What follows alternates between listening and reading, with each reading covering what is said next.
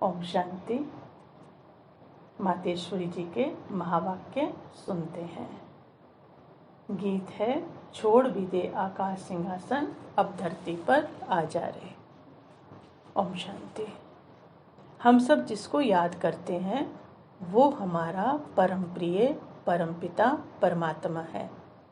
जैसे आत्मा के लिए कहा जाता है ये महान आत्मा, पुण्य आत्मा, पाप आत्मा है। तो ये सब हुई सोल्स, आत्माएं, और वो है सुप्रीम सोल अर्थात परमात्मा। परमात्मा बहुत नहीं है। महान आत्माएं, पुण्य आत्माएं तो बहुत हो सकती हैं। परमात्मा भी है तो आत्मा ही, परंतु उसको परम इसी हिसाब से कहते हैं कि उनका पाठ हम सब आत्माओं से भिन्न है। आत्माओं का पाठ भी भिन्न भिन्न है। एक का पाठ न मिले दूसरे से। अगर कोई का पाठ मिले भी तो भी शक्ल एक जैसी नहीं हो सकती। भले कभी कोई बालक जुड़वा जन्म लेते हैं, उनकी शक्ल भले थोड़ी मिलती जुलती है, परंतु संस्कारों के हिसाब से कुछ न कुछ फर्क तो जरूर रहता है। इसलिए हर एक आत्मा का भिन्न भिन्न पाठ है और आत्माओं को फिर जन्म मरण में भी आना है। फिर भले कोई बहुत से बहुत 84 जन्म लेंगे, कोई 80 जन्म लेंगे, कोई 70 जन्म लेंगे। नंबरवार जन्मों का फर्क हो सकता है, लेकिन जन्म मरण में तो सभी आते हैं। लेकिन परमात्मा एक ही है जो जन्म मरण रहित गाया जाता है। इसलिए वो मनुष्य आत्माओं के सदृश नहीं आते हैं। वो कहते हैं मैं आता हूँ कोई प्रकृति का टेम्परेरी आधार लेकर, अर्थात कोई शरीर का टेम्परेरी आधार लेकर। तो मेरा आना, मेरा पाठ बजाना और ढंग से हो गया ना। इसलिए सब बातों में मेरा कर्तव्य भी सभी आत्माओं से महान है। भले क्राइस्ट बुद्ध सब आए जिनको धर्म पिताए कहा जाता है, धर्म पिता यानी धर्म का रचयिता, लेकिन उनको दुनिया का रचयिता नहीं कहेंगे। धर्म के रचयिता को क्रिएटर नहीं कहेंगे। वर्ड का क्रिएटर तो परमात्मा को ही कहेंगे। इसलिए उनका काम सबसे भिन्न हो जाता। ये सब चीज़ें समझने की हैं। ये सब परमात्मा खुद ही समझाते हैं। तब तो गीतों में कहते हैं ना, तू रूप बदल के आ जा, अपना आकाश सिंहासन छोड़। अभी वह आकाश में तो रहता नहीं है, परंतु मनुष्य बेचारे ऊपर का नॉलेज तो जानते नहीं हैं कि वो कहाँ का रहने वाला है। वह ब्रह्म तत्व में रहने वाला है। जैसे इधर आकाश तत्व में हम मनुष्य रहते हैं, ऐसे आकाश के भी पार ब्रह्म तत्व, जिसको अखंड ज्योति तत्व भी कहते हैं, उसमें फिर आत्माएं और परमात्मा का निवास है। उसको निराकारी दुनिया, इनकॉर्पोरियल वर्ल्ड कहते हैं। हम आत्माएं निराकारी दुनिया से यहाँ शरीर लेकर कॉर्पोरियल में एक्ट करते करते यहाँ फंस गए हैं। इसलिए पुकारते हैं अभी तू आ, और आकर के हम सबको माया की बॉन्डेज अर्थात बंधन से छुड़ा, यानी बंधन मुक्त कर, क्योंकि सर्वशक्तिवान समर्थ तो वही है। अभी हमारी तो शक्ति चली गई है, हमको तो माया ने पकड़ लिया है। तो अभी बाप को कहते हैं कि अभी आओ और हमको इस माया के बंधनों से, दुख और अशांति से छुड़ाओ। तो अभी बाप आकर के कहते हैं कि मैं आया हूँ। जब जब ऐसा टाइम होता है तब तब ही मेरा पाठ है। बाकी ऐसे नहीं कि मेरा पाठ सदा ही चलता है। जैसे कई समझते हैं कि यदा यदा ही धर्मस्य का अर्थ है कि जब जब अधर्म होता है यानी पाप कर्म होता है तब तब मैं आकर के उसमें जागृति लाता हूँ। लेकिन परमात्मा के आने का तो एक ही टाइम है। वो कहते हैं मैं दुनिया का क्रिएटर हूँ ना, इसलिए मेरा काम है कि जब दुनिया अधर्मी बनती है तब आकर के मैं अधर्मी दुनिया का विनाश करता हूँ। एक आदमी के अधर्म की तो बात ही नहीं है, एक आदमी अधर्म करे। अभी किसका धर्म नाश करूँ? कभी किसी का यही करता रहूँ, कभी एक का नाश करूँ, कभी दूसरे का। ऐसा करने से दुनिया कभी भी धर्म आत्माओं की बनेगी नहीं। सारी दुनिया अधर्मों की, अधर्मियों की रहेगी। ऐसे ही हो जाएगा ना। परंतु नहीं, ये सब चीज़ें समझने की हैं कि दुनिया भी कोई टाइम में धर्मात्माओं की है, जिसको स्वर्ग कहते हैं। हेवन वर्ड को कहा जाता है। ऐसे नहीं एक मनुष्य हेवन में है और दूसरा हेल में है। हेल एंड हेवन साथ साथ तो नहीं है। हेवन वर्ड है, हेल वर्ड है, दुनिया है, तो एक से नहीं है वो कि एक हेल में है और एक हेवन में है। जब हेल है अर्थात जब नरक है तो सभी नरक में है, सारे ही हेल में है। ऐसे थोड़ी कहेंगे कोई हेल में है कोई हेवन में है, तो उसे फिर हेवनली वर्ड कहा जाता है। और परमात्मा को तो क्या कहा जाता है? हेवनली गॉड फादर कहा जाता है। फिर ऐसे नहीं कि हेवनली गॉड फादर कोई हेवन में रहते हैं, स्वर्ग में रहते हैं, नहीं, वो हमारे लिए हेवन बनाता है। ऐसे थोड़ी कि हम हेल में ही रहे और वो हेवन में बैठा हुआ है। लोग कहते हैं भगवान स्वर्ग में बैठा है। ऐसा कभी कोई बाप देखा जो खुद मौज करता हो और बच्चे दुखी रहे, क्या भी रहें? नहीं।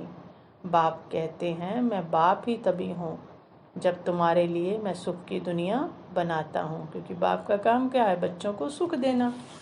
तो लौकिक में भी यही होता है, भिखारी माँ बाप भी यही करते हैं। तो वो तो कौन है? पूरी दुनिया का पिता है। मैं तो हूँ ही दुख सुख से न्यारा, इसलिए मैं तो दुख में आता हूँ, ना मेरे लिए सुख की बात है। ना तो दुख में आता हूँ ना सुख में आता हूँ। मनुष्य कहते हैं भगवान अवतार लेता है, तो अवतार का मतलब ही है अवतरित होना अर्थात उतरना। अभी मैं कहाँ से उतरूं? बाबा पूछ रहे हैं। जरूर कोई मेरी जगह है ना। अगर सर्वव्यापी होता तो मैं तो उतरा ही बैठा हूँ, फिर उतरने की क्या बात है? मम्मा ऐसे समझा रहे कि अगर सर्वव्यापी कह दिया मुझे तो मैं तो उतरा ही बैठा हूँ, फिर उतरने की कहाँ से बात है? फिर मुझे अवतार क्यों मानते हो?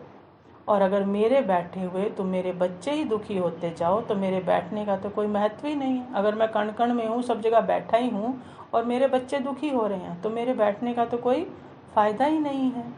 तुम जानते नहीं हो मैं बैठा नहीं हूँ। मैं बैठा होता तो तुम दुखी होते क्या? कभी नहीं।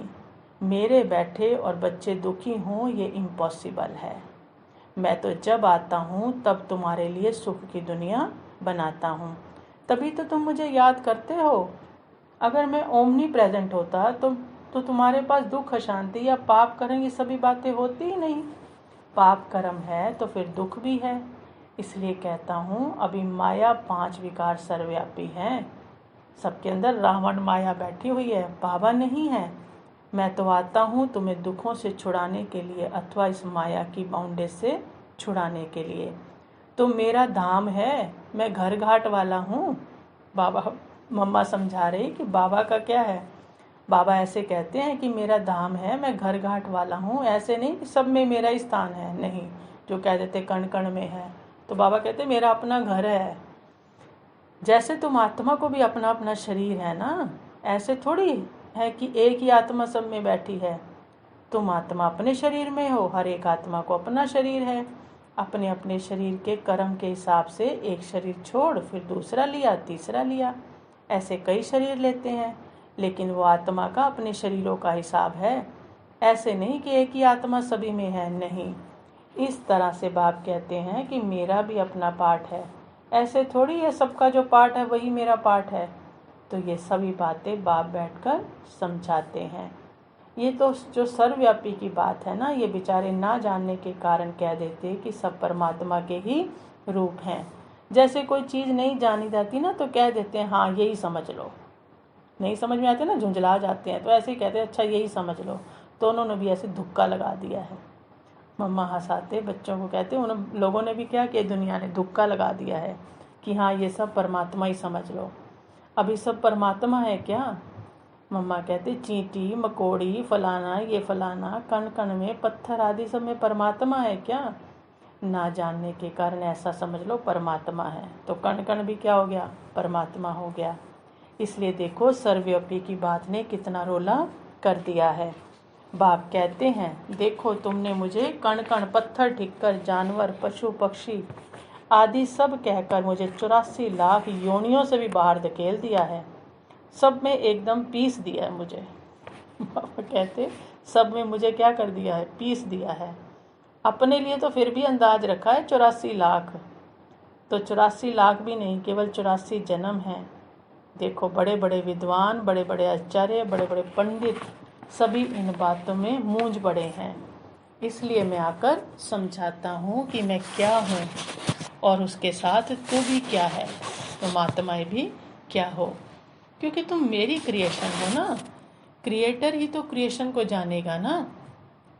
तो बाप कहते हैं ये सब तुम्हारी ही बातें और अपनी भी बातें जो हैं वो मैं तुम्हें समझाता हूँ, इसलिए क्रिएटर ही मैं हूँ और मैं जानता हूँ।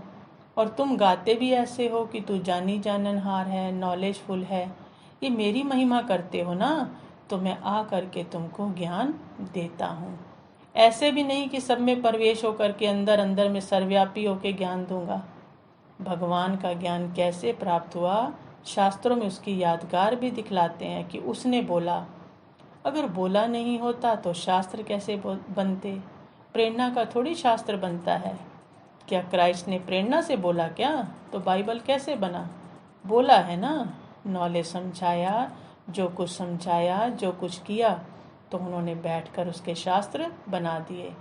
तो बाप भी कहते हैं अभी मेरी भी बात समझो, मैं भी आऊँगा तो समझाने के लिए, तो मुझे भी समझाने के लिए बोलना पड़ेगा ना, नहीं तो कैसे समझाऊं? टीचर बन करके टीच करूँगा ना। समझाने का और कोई तरीका तो होता नहीं है। समझाना किससे है?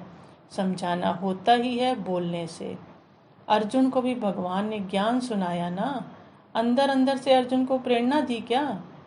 ऊपर से कोई आवाज़ आया क्या? नहीं, सम्मुख में समझाया। तो अभी मैं आकर के कहता हूँ मेरी टीचिंग लो, उसको सुनो, समझो और फिर उसको अमल में लाओ। ऐसे नहीं खाली सुनते ही रहो, प्रैक्टिकल में भी लाना है। जो कहता हूँ वो करो, तो फिर तुम स्वर्ग के अधिकारी बनेंगे और ऐसे सुख को पाएंगे। ठीक है ना? सारा मदार है प्रैक्टिकल लाइफ के ऊपर। पहले तो आत्मा हो, अपने घर शांति धाम में जाना है, पीछे फिर सुख धाम में आना है। अभी हम सबका पिता आया है और हमारे लिए सुख की दुनिया बनाता है। इसलिए कहते हैं पहले चलो मेरे धाम, जहाँ से आए हो तब तक यहाँ सफाई हो जाएगी। तुम चलो तब तक पीछे से क्या हो जाएगी? सफाई हो जाएगी। ये सब डिस्ट्रक्शन से साफ हो करके फिर सब यहाँ अच्छा हो जाएगा। फिर तुम आकर के अच्छी दुनिया में सुख पाएंगे। अच्छी बात है ना, क्योंकि बाप अच्छी राय देता है और अच्छा साथ देता है, मदद करता है। सिर्फ क्या कहता है? थोड़ी हिम्मत करो, हिम्मत मरदा मदद खुदा। हमें हिम्मत रखनी है तो मदद बाप की जरूर मिलेगी। अच्छा, ओम शांति।